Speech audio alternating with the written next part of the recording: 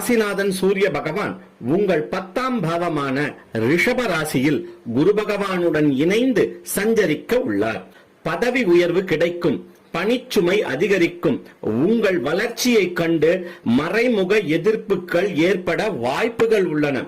எந்த வேலையையும் தகுந்த ஆவணம் மற்றும் அனுமதி பெற்று செய்வது இந்த மாதத்தில் நன்மை பயக்கும்.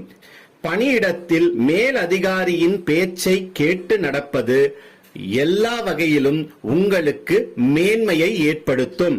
குரு பகவானின் சுபப்பார்வை உங்கள் ராசிக்கு 2, 4 மற்றும் 6ஆம் பாவங்களில் விழுவதால் ஜூன் 2ஆம் தேதிக்கு பிறகு எதிரிகளின் தொல்லை விலகும், கடன் சுமை கட்டுக்குள் வரும், வீட்டில் சுபகாரியங்கள் நடைபெறும், பணவரவு முன்பை விட அதிகரிக்கும்.